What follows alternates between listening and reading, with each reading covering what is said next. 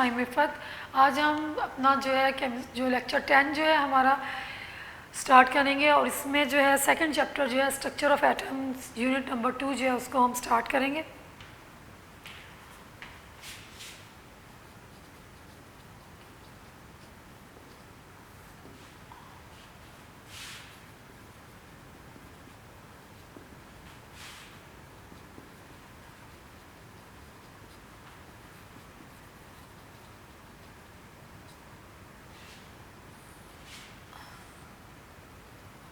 Structure of atom. अच्छा, introduction जो है उसमें थोड़ा सा इसको हम देख लेते हैं।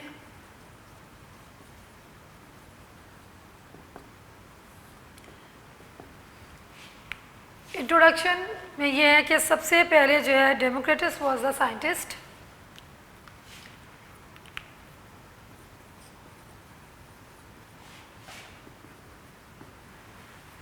जिसने बताया कि मैटर जो है वो बना होता है टाइनी स्मॉल पार्टिकल्स का, जिसका क्या जिनको टाइनी स्मॉल पार्टिकल्स जो कि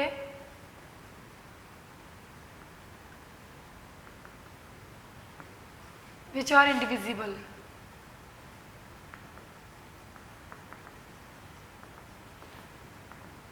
और उसका उधर नाम दिया एटम्स का। जो मैटर जो है वो टाइनी स्मॉल पार्टिकल्स का बना होता है और वो पार्टिकल्स जो हैं बहुत छोटे छोटे होते हैं, इंडिविजिबल होते हैं और उनको क्या कहते हैं, एटम्स। इसके बाद एटम जो वर्ड है it is derived from the word atoms. Atom जो है ये किससे डिराइव हुआ है, वर्ड एटमस से, जिसका मतलब होता है इंडिविजिबल। इंडिविजिबल जो कि फर्दर डिवाइड नहीं हो सकता। 19th सेंचुरी में डाल्टन्स जो है was the scientist who put forward his theory. Dalton, और इसकी थ्योरी को बोलते हैं Dalton's atomic theory.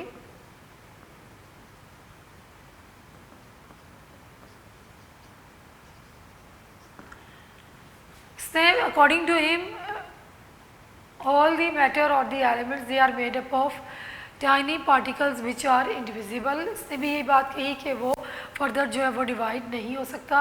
It is made up of very small particles which are indivisible particles, atoms।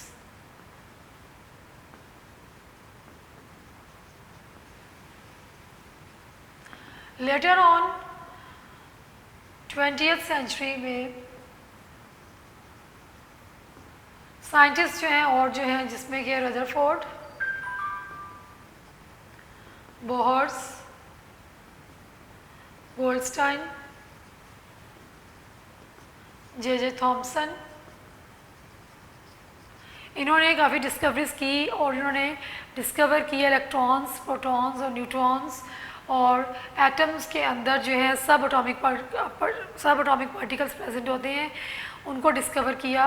तो ये जो यहाँ पे जो बात थी कि एटम्स जो है इंडिविजिबल है कि उस फर्दर जो है उसके पार्टिकल्स नहीं होते, वो फिर इन साइंटिस्ट ने जो एक्सपेरिमेंट्स किए उनसे सब एटॉमिक पार्टिकल्स को डिस्कवर किया। सब एटॉमिक पार्टिकल्स कौन से हैं,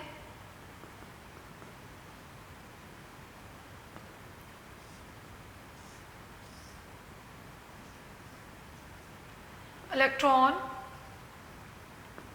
प्रोटॉन और न्यूट्रॉन। ये चूँकि हम पहले भी पढ़ चुके हैं, वैसे भी जूनियर क्लासेस में हमने पढ़ा है कि एटम का स्ट्रक्चर हमने पढ़ा हुआ है कि एटम में क्या मौजूद होता है। एटम के सेंटर में न्यूक्लियस होता है जिसमें प्रोटॉन और न्यूट्रॉन होते हैं, उसके बाद शेल्स होते हैं जिनमें के इलेक्ट्रॉन्स रिवॉल्व करते हैं। Later on discoveries 20th century में हुई और साइंटिस्ट ने इलेक्ट्रॉन, प्रोटॉन और न्यूट्रॉन को डिस्कवर किया। इसका मतलब ये हुआ कि एटम जो है it is composed of subatomic particles which are electron, proton and neutron. ये जनरल सा इंट्रोडक्शन है। अगर आपको कोई MCQ आ जाए या जो सबसे पहले किसने डिस्कवर किया था कि मैटर जो है वो स्मॉल इंडिविजिबल पार्टिकल्स का बना होता है, the name of the scientist was Democritus. Then atom जो है वो किस वर्ड से डिराइव हुआ है? It is derive from the atomos which means indivisible. अगर एमसीक्यू में आ जाए तो आपको ये अगर जिस तरह से भी पूछा जाए एमसीक्यू, एटमस से डिराइव हुआ है एटम और इसका मतलब होता है इंडिविजिबल। इसके बाद डाल्टन्स ने अपनी थ्योरी दी है एटॉमिक थ्योरी, उसके अकॉर्डिंगली मैटर जो है it is made up of, ये elements are made up of small tiny particles which are hard dense, they cannot be further subdivided or indivisible. Where later on discoveries हुई 20th century में scientist ने subatomic particles जो है वो discover किए। ये introduction है। Now come to the next page जिसमें हम पहले पढ़ेंगे डाल्टन्स एटॉमिक थ्योरी।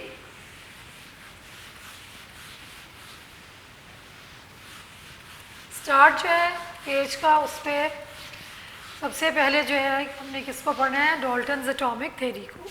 आप बुक से भी साथ साथ इसको theories and experiments related to the structure of atoms।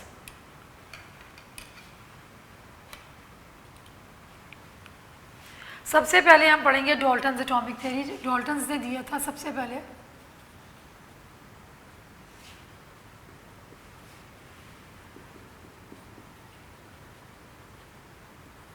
इसके 3 पॉइंट्स कर लेते हैं हम। According to Dalton's atom is an indivisible hard dense sphere.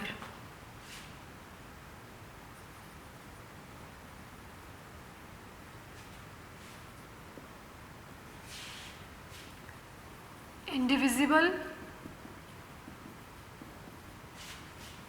hard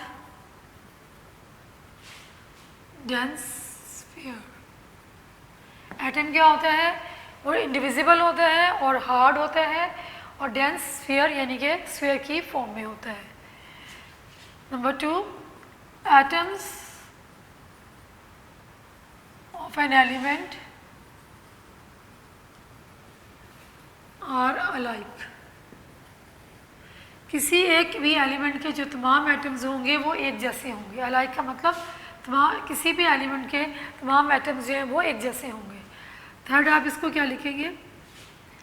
they combine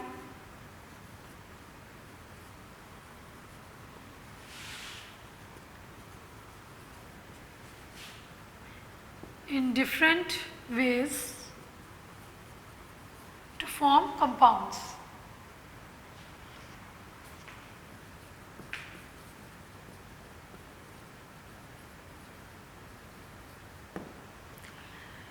और जो एटम होते हैं एलिमेंट के वो डिफरेंट मुख्तलिफ तरीक़ों से कंबाइन होकर कंपाउंड्स जो हैं वो बनाते हैं। This was the Dalton's atomic theory. ये पहले 3 सेंटेंसेस हैं, उन्हीं को मैंने 3 पॉइंट्स की फॉर्म में लिखा है। इसको इस तरह से जो आता है यही आता है कि what was Dalton's atomic theory या what was the discovery of Dalton's. तो आप इसको पैराग्राफ की फॉर्म में लिखें 3 सेंटेंस में, या इट्स बेटर कि आप इसको 3 पॉइंट्स में लिख लें कि एटम क्या है? It is an indivisible hard dense sphere. Second क्या होगा कि एक ही एलिमेंट के तमाम एटम्स जो हैं वो एक तरह के होते हैं। Atoms of an element are alike. और ये जो एटम्स होते हैं ये कंबाइन होते हैं डिफरेंट वेज में, मुख्तलिफ तरीक़ों से कंबाइन होकर क्या बनाते हैं? कंपाउंड्स बनाते हैं। This was the Dalton's atomic theory. अब 2 मार्क्स का जब आएगा, जब भी आपने ये तीनों पॉइंट्स लिखने हैं, वुमन बच्चे जो है वो 2 पॉइंट्स लिखते हैं। अगर वो मेंशन किया हो कि 2 पॉइंट्स लिखे हैं तो आपने लिखने हैं। अदरवाइज अगर आता है what was discovery of Dalton's या what was Dalton's atomic theory, तो you have to write these 3 points. इसीलिए मैंने इसको 3 पॉइंट्स की फॉर्म में लिखा है। आपने जो है वो तीनों के तीनों पॉइंट्स जो हैं उनको लिखना है। अब इसके बाद लेटर ऑन जो है सब एटॉमिक पार्टिकल्स जो हैं वो डिस्कवर हो गए, electron, protons, neutron. J Thomson जो था उसने इलेक्ट्रॉन डिस्कवर किया, गोल्डस्टाइन ने प्रोटॉन डिस्कवर किया, इस तरह से न्यूट्रॉन डिस्कवर हुआ। शैडविक ने जो है न्यूट्रॉन डिस्कवर किया। अब इसके बाद जो आ जाती है प्लम पुडिंग थ्योरी। नेक्स्ट जो आपका जो पैराग्राफ है उसमें जो important definition which you have to learn that is plum pudding theory. ये जो है it was presented bye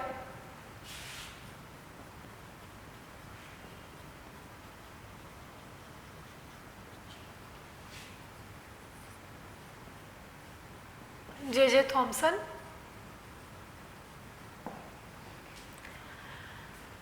According to him, एटम्स क्या हैं? They are solid structure of positively charge with tiny negative particles stuck inside. Atoms are solid structure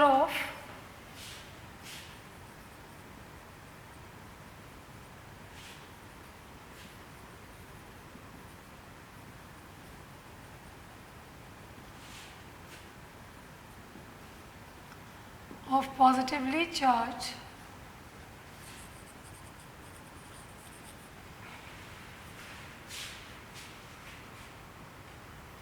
with tiny negative particles stuck inside.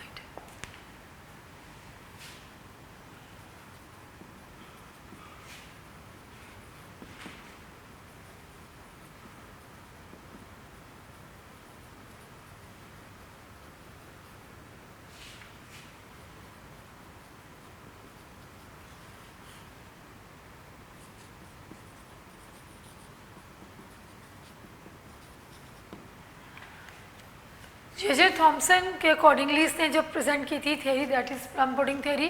According to him atoms जो हैं वो solid structure हैं,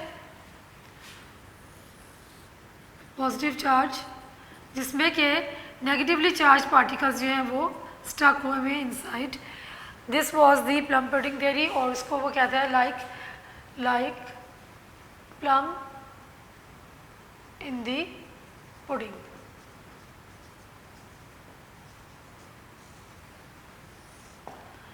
atoms क्या है?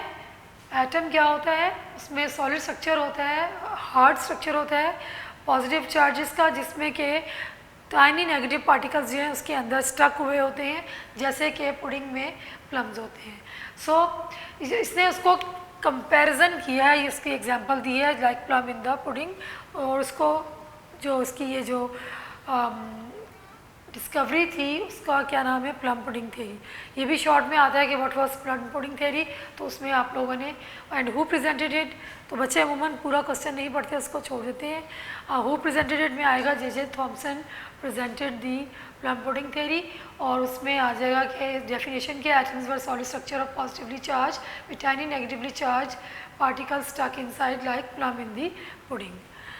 Now next जो है हमारा topic, यहाँ ये जो दो हैं इसमें आप जो दो पैराग्राफ्स हैं इसमें दो टॉपिक्स हमने छोटे छोटे पढ़े, Dalton's atomic theory and plum pudding theory, जो कि शॉर्ट में ही आते हैं. और ये भी शॉर्ट क्वेश्चन है, ये भी शॉर्ट क्वेश्चन है. नेक्स्ट जो अब हम आगे हम पढ़ेंगे डिस्कवरी ऑफ इलेक्ट्रॉन और cathode rays experiment.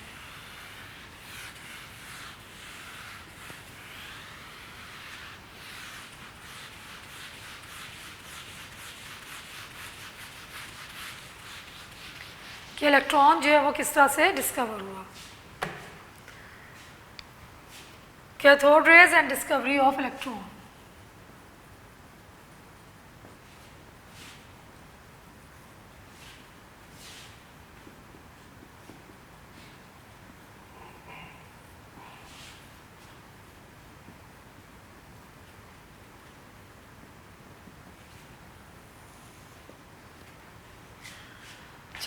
Sir William Crookes, he was a scientist, performed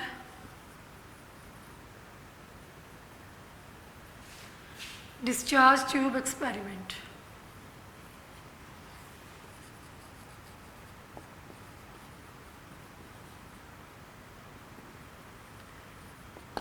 sir William crooks ने डिस्चार्ज ट्यूब एक्सपेरिमेंट जो है वो किया था. और उसमें उसने क्या किया था? He took a glass tube which he named as discharge tube, और उसमें उसने इलेक्ट्रोड्स को फिट किया था और एट ए वेरी उसमें गैस को फिल किया at a very low pressure, और उसमें से हाई वोल्टेज करंट को पास किया. और फिर क्या हुआ, वो उसमें से रेज इमिट हुई, उसने उन रेज को देखा और फिर उनकी प्रॉपर्टीज़ को स्टडी किया. इस तरीके से सर विलियम क्रूज जो है उन्होंने किसको डिस्कवर किया? इलेक्ट्रॉन्स को. अब इसमें परफॉर्म किया डिस्चार्ज ट्यूब एक्सपेरिमेंट, जिसको हम जो है किस तरह से ईजीएस्ट वे में करते हैं कि ही टुक अ ग्लास ट्यूब, साथ साथ हम इसकी डायग्राम बना लेते हैं.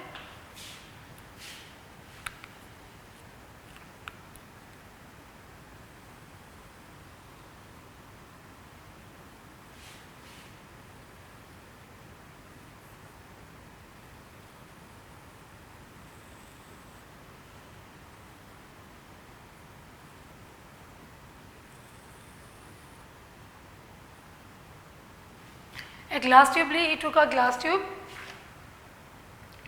और इसमें क्या थे, fitted with metallic electrodes.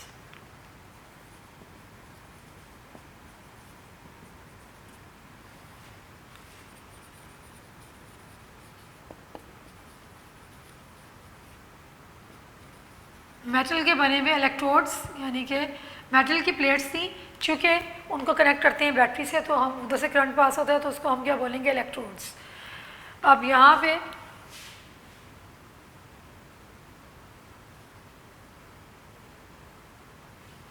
Two electrodes हमने ले लिए, और इन इलेक्ट्रोड्स को उसने कनेक्ट किया विद द बैटरी।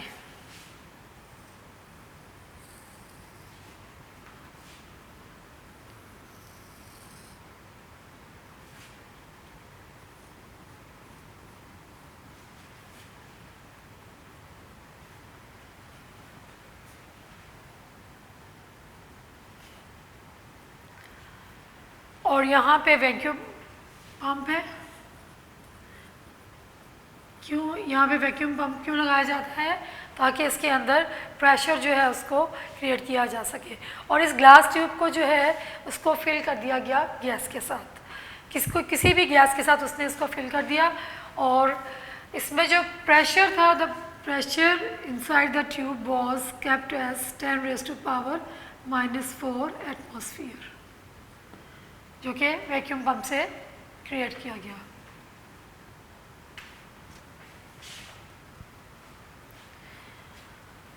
अच्छा, he took a glass tube fitted with metallic electrodes.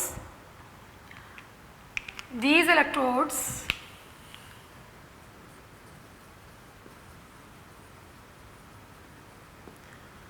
were connected with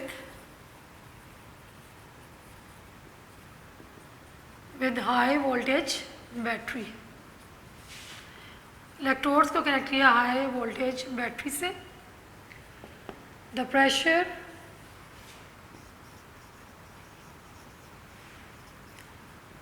inside the tube was kept 10⁻⁴ atmosphere. अच्छा, इसमें क्या है कि यहाँ पे लिखते हैं ही filled the discharge tube with some gas. He filled that discharge tube with the gas, and the pressure that was kept inside the discharge tube, that was 10⁻⁴ atmosphere. अब ये तो एक्सपेरिमेंट सेट हो गया कि पहले डिस्चार्ज ट्यूब हमने ली, इसने discharge tube ली, उसमें उसने मेटालिक इलेक्ट्रोड्स जो हैं वो यूज़ किए, उनको कनेक्ट किया हाई वोल्टेज बैटरी से। प्रेशर इसको गैस से डिस्चार्ज ट्यूब को फिल किया, और इसके अंदर जो प्रेशर था दैट वाज 10⁻⁻⁴ एटमॉस्फेयर। अब जब हाई वोल्टेज करंट इसमें से पास किया गया, तो ही observe that shiny rays were emitted when current was passed,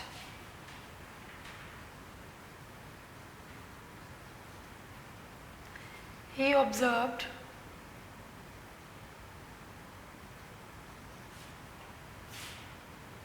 that shiny rays were emitted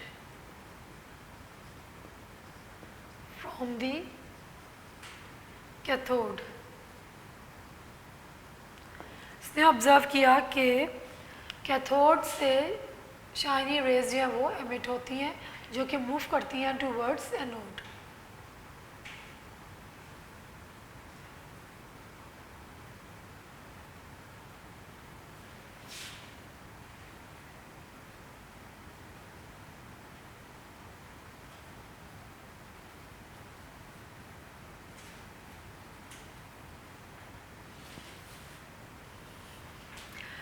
So as these rays were emitted from the cathodes, so he named these rays as cathode rays, क्योंकि वो cathode से originate हुई थी और वहाँ से emit हुई थी, तो उसने उनको क्या नाम दिया, कैथोड रेज का नाम दिया। ये तो एक्सपेरिमेंट था कि सर विलियम क्रूक्स ने क्या किया, उसने एक ग्लास ट्यूब ली जिसको उसने नाम दिया डिस्चार्ज ट्यूब का। उस ग्लास ट्यूब में उसने 2 मेटालिक रॉड्स, जिनको कि हम इलेक्ट्रोड्स बोलते हैं, उनको फिट किया और उन इलेक्ट्रोड्स का कनेक्ट किया हाई वोल्टेज बैटरी से, और जो प्रेशर जो है वैक्यूम के ज़रिए इसमें मेंटेन किया गया, that was 10⁻⁻⁴ atmosphere. Low pressure किया गया 10⁻⁻⁴ एटमॉस्फेयर। और जब इस डिस्चार्ज ट्यूब से करंट पास किया तो उसने देखा कि उसको शाइनी रेज जो हैं वो कैथोड से निकलती हुई नजर आई, जो कि मूव करती हैं टूवर्ड्स एनोड। चूँकि ये रेज कैथोड से एमिट हो रही थी, ओरिजिनेट हो रही थी, सो उन्होंने इसको क्या नाम दिया, कैथोड रेज। अब हम पढ़ेंगे properties of cathode rays.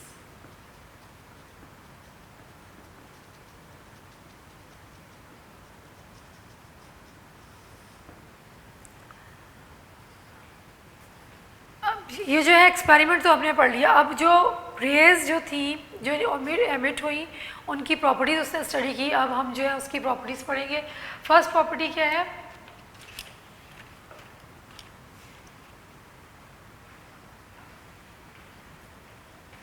these rays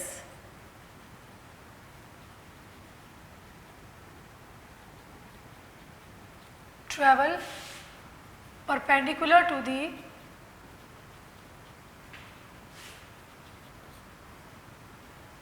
cathode surface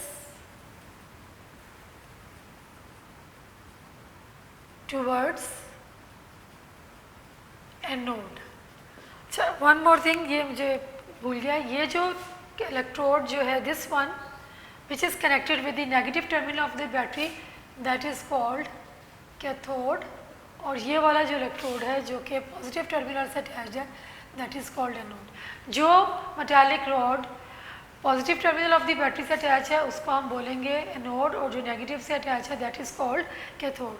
so these rays travel perpendicular, ये देखें ये रेज जो है मूव कर रही है परपेंडिकुलरली, 90 डिग्री का एंगल बन रहा है towards the from the cathode towards the anode. So first property क्या थी, these rays travel perpendicular to the cathode surface towards the anode. Second property क्या है, they cast or produce sharp shadow of an opaque object placed in their path।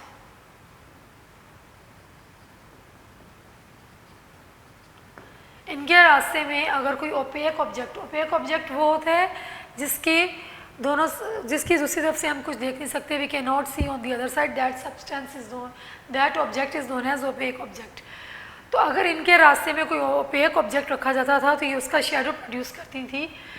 They cast a sharp shadow of an opaque object placed in their path. Third जो point आपकी book में है, their deflection in the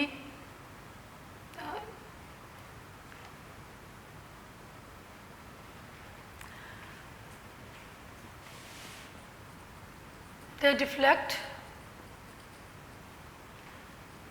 towards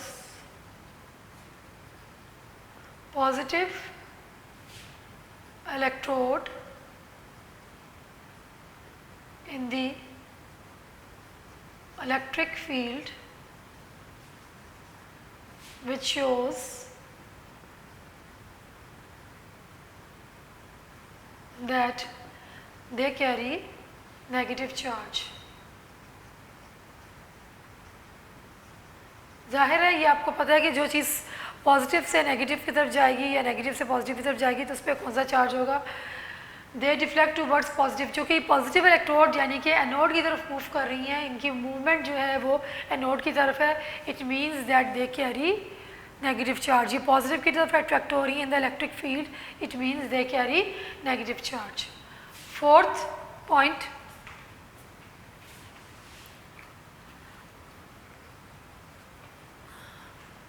they raise the temperature of the body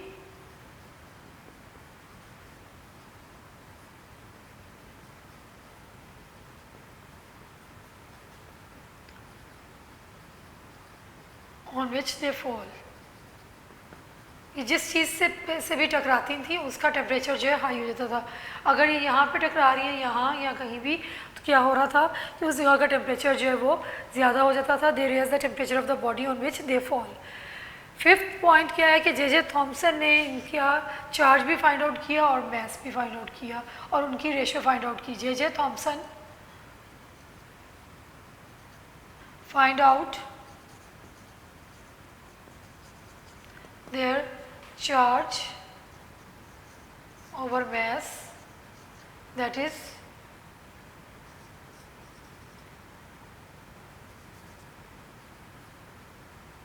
ratio. J Thomson ने इनका charge over mess जो है वो ratio find out किया. Sixth point, light is produced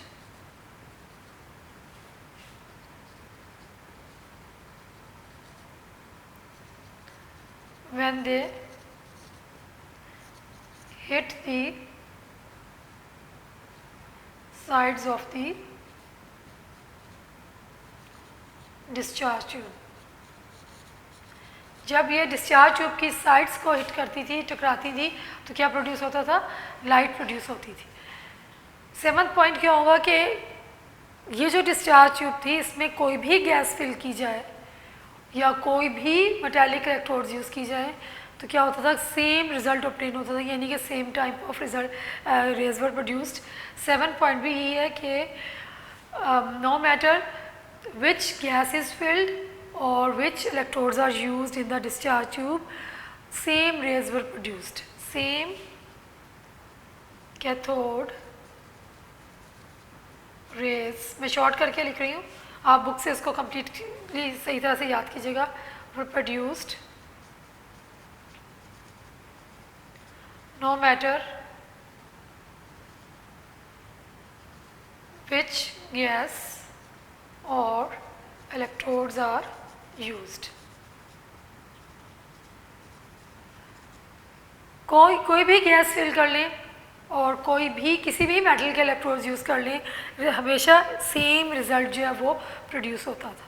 same electrodes, ये सेम रिज़ल्ट आता था, यानी कि cathode rays were always produced whatever gas is whatever gas is filled और whatever metallic electrodes are used. So अब इसकी properties को हम दोबारा कर लेते हैं कि दीज रेज जो हैं, क्या उसने ऑब्जर्व किया, these rays travel perpendicular to the cathode surface towards the anode. Second क्या है? They cast the sharp shadow of the object which is placed in their path. Third, they deflect in towards the positive plate, shows that they deflect towards the positive plate in the electric field. This shows that they carry negative charge. They raise the temperature of the body on which they fall. J. Thomson determined or measured their charge and mass ratio. Charge भी major किया, mess भी major किया in race का, और फिर उनकी ratio find out की. और light was produced when they hit the sides of the discharge tube, and same result was produced or same rays were produced no matter which gas is filled in the discharge tube or whatever electrodes are, which electrodes are used. they can use इसका मतलब ये है कि कोई भी metal के electrodes use किए जाएँ, किसी भी मेटल के यूज़ किए जाएँ या कोई भी गैस फिल की जाए तो सेम रिज़ल्ट जो है प्रोड्यूस होता है, सेम रेज जो हैं वो प्रोड्यूस होती है. कंक्लूजन,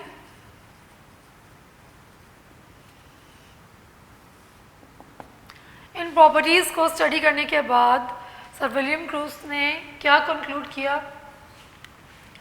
उसने कंक्लूड किया कि all these properties जो हैं suggested या all these properties show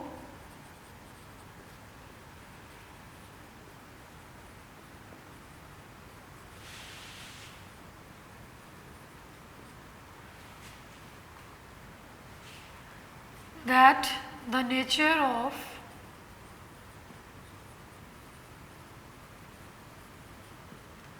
cathode rays is independent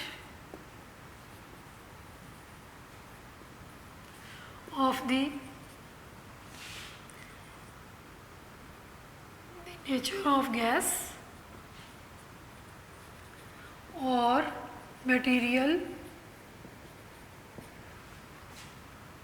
used as cathode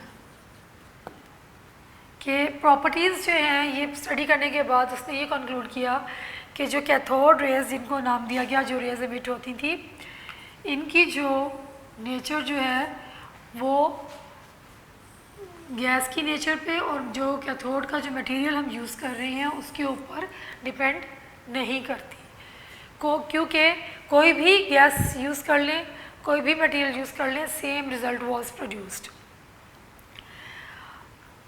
एक पॉइंट हम ये कर लेते हैं। दूसरा जो है उसको कि एज दे कास्ट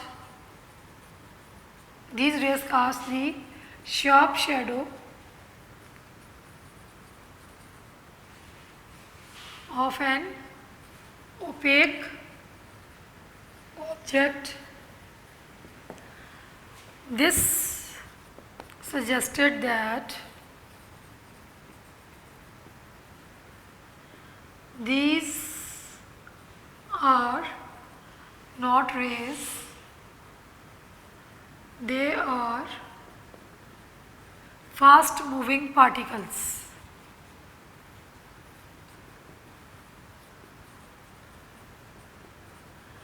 चूँकि ये एक ओपेक ऑब्जेक्ट का शेडो बना रही थी इसका मतलब ये हुआ कि एक्चुअली ये रेज नहीं है, they are fast moving particles, बहुत तेज़ी से मूव करते हुए पार्टिकल्स हैं जो कि ऐसा लगता है कि रेज प्रोड्यूस हो रही है। जब बहुत तेज़ी से हाई स्पीड से पार्टिकल्स मूव करते हैं तो ऐसा लगता है कि एक रे प्रोड्यूस हो रही है। These are fast moving particles and they name these particle as electrons, और इन पार्टिकल्स को किसका नाम दिया गया?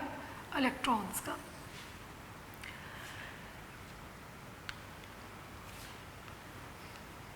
थर्ड जो है पॉइंट,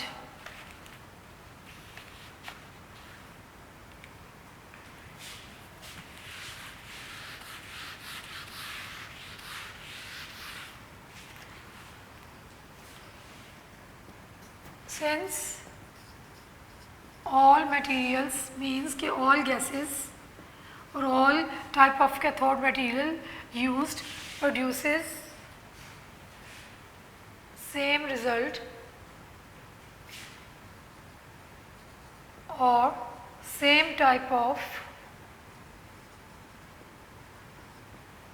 particles,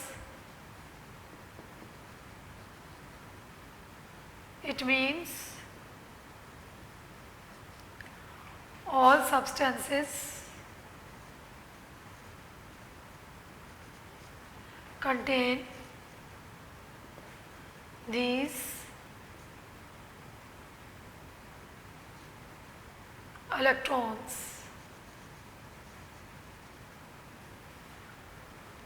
और particles। क्या मतलब हुआ कि सब्सटेंस जो होता है वो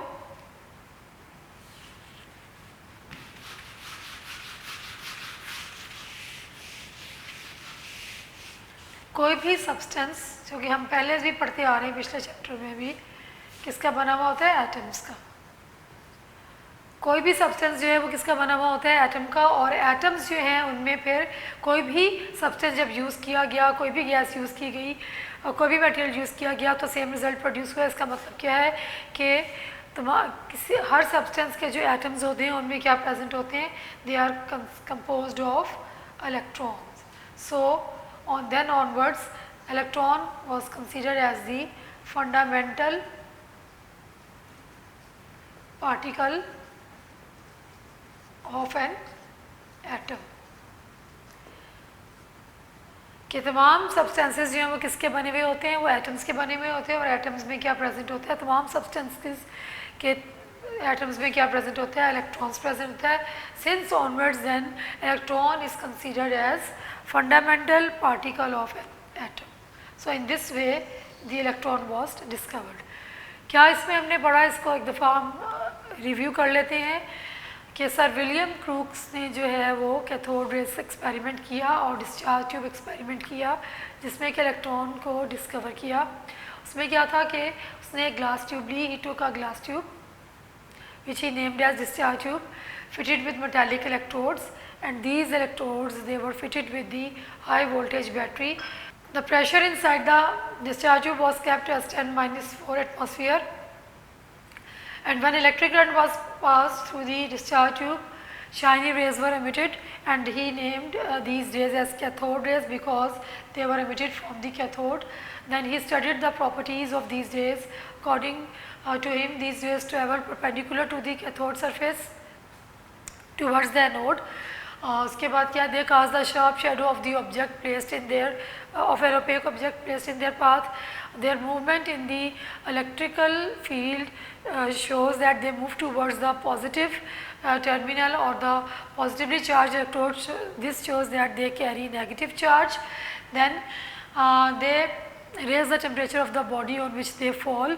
J.J. Thomson discovered the charge over mass ratio, that light was produced when these rays hit the sides of the discharge tube, and the same result was produced, or the same type of rays were produced no matter which gas is used or which type of material is used for electrodes. So he concluded that these properties, according to him, these properties shows that the nature of the cathode rays, it is independent of the gas used or the material of the cathode used, or since these rays they cast or they produce the sharp shadow of an opaque object, it means that these are not rays, these rays are fast moving particles, and he named these particles as electrons. Since all materials which he used in different experiment, he used different gases, he used different materials, same result were produced, same particles were produced. It means that all substances, they are made up of atoms, and all atoms of all the substance, they are composed of the particles, negatively charged particles, which are electrons. So electrons are considered, then onwards electrons are considered as fundamental particles of atom. सो आज का lecture जो है हमारा यहाँ पे finish होता है, जिसमें कि हमने cathode rays and discovery of electrons जो है वो पढ़ी है। नेक्स्ट इंशाल्लाह हम पढ़ेंगे नेक्स्ट लेक्चर में discovery of proton. Till then अल्लाह हाफिज़।